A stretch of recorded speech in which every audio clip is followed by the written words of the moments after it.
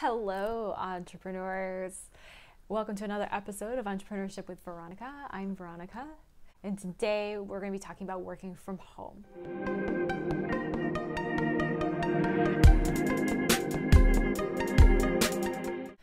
So this guide is not just for entrepreneurs. Right now we have thousands and thousands and thousands of workers who are suddenly working from home for the first time. I just spoke with my financial advisor, and this is the first time he's ever worked from home. My roommate is also experienced at working from home, but never for this long. So there's a lot of people who are finally experiencing what I've been doing for a decade and are starting to realize, hey, this is not quite as comfortable as I thought, and maybe there are some things that I need to know. So in this episode, I'm going to give you my 8 work from home essentials. Essential number 1. If you haven't been following me on social media, or you're not part of the Audacious newsletter, you may have missed the fact that I put together a massive database of remote job boards and freelance opportunities and passive income opportunities. So if you are stranded at home, or you are finding that you have less work than you are comfortable with, or if you're one of the unfortunate situations where you've been laid off, by the way, do apply for unemployment if you've been laid off, please. This database will help you put together more work and may even set you up for the future by creating some passive income or maybe some side gigs through the freelancing world.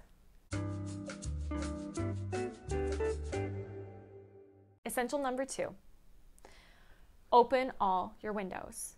Now, if you are in a colder climate, you may not actually be able to open the window, but please open your curtains, open your blinds, get near a window, get as much natural light as you possibly can. Your brain and your body are used to you leaving the house every day.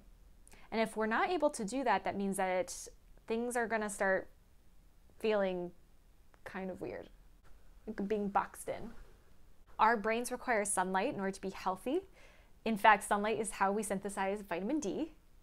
So make sure that you're getting lots and lots and lots of sunlight even while you are inside, because your sunlight exposure by working indoors all the time from home is reduced.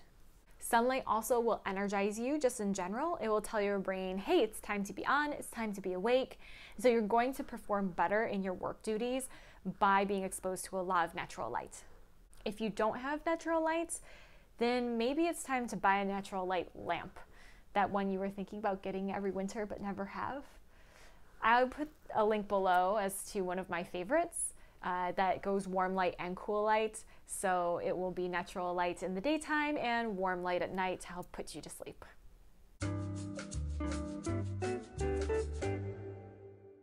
Essential number 3. Shower and get dressed in the morning. Get fully ready as if you were going into the office. So in talking with a lot of people who are working from home for the first time, they're starting to discover that if they actually work in their pajamas, like we say we can when we work from home, we're actually finding that their performance is reduced. You don't feel as on point and as ready to take on the world when you're not fully dressed. So that's why you often see me appearing in my live videos totally made up, even though I am working from home and work from home every single day. If I don't look like I'm on point, my brain won't be on point. It won't think I'm on point and it won't be ready. So yes, working in yoga pants and working in pajamas sounds like a really wonderful idea, but unfortunately, it doesn't translate.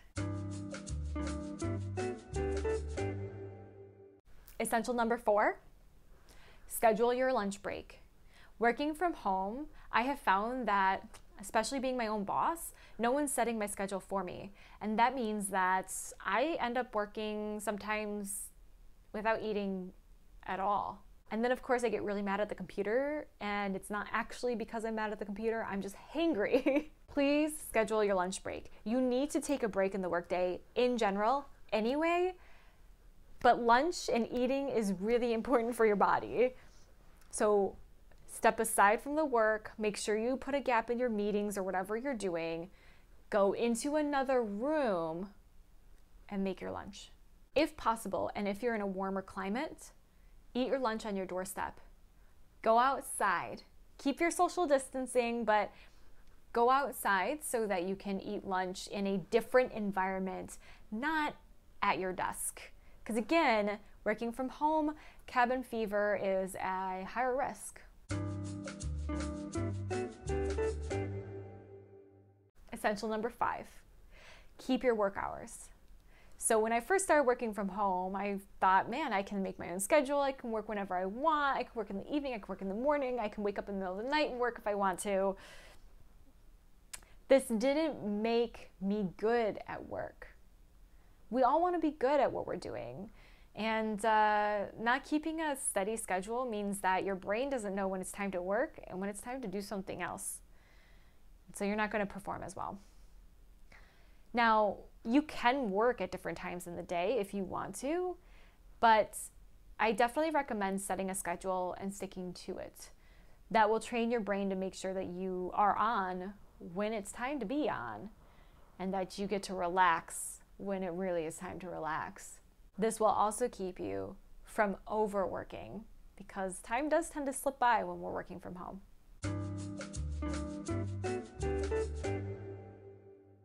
Essential number 6, work in a different room than you sleep. If you can, work in a different room than even you eat. If you work in the same room that you sleep in, your brain's going to be confused as to what the purpose of that room is, and it's not going to do as well when you try to sleep. You're also not going to feel that great when you are working. So give yourself a change in environment, similar to the way that you receive a change in environment when you go into the office. Now, I do know that some co-working spaces are staying open.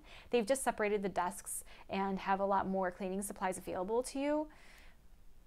You could go into a co-working space if you really feel that you perform better in an office, or if you don't have enough space at home. The bottom line is work someplace different from where you sleep, so that you don't get cabin fever and so that your performance doesn't dip when our jobs are already kind of on the line.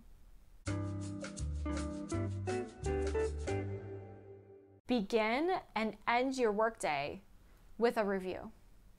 Now, I bullet journal.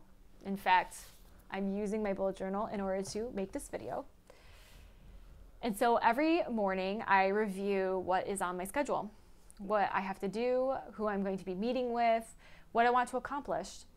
And at the end of the day, I do the same. I check off what I have accomplished. I set my schedule for the next day based on anything I didn't accomplish. And I make sure that I'm prepared if I have to leave the house or if I have a meeting that I need to be prepared for. If you do a morning and evening review, it means that you are telling your brain it's time for work, so let's get into work mode. And it's time to leave work, so let's exit work mode.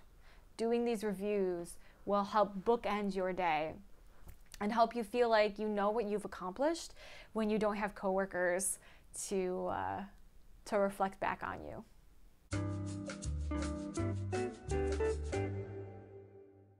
And essential number 8, walk, run, do yoga, exercise. If you can, get outside. Your body needs to move, and if you're not going into work, you're going to be sitting a lot more. Without an office environment, without people to talk to, we're just not moving as much. And we all know that sitting is the new smoking, or so they say. So please make sure that you walk, run, exercise, do something to move your body. Now, I personally really love exercise as the end of my day. I like to tell my body and my brain, I'm done. We're gonna go do something else now. And it stops the wheels from turning.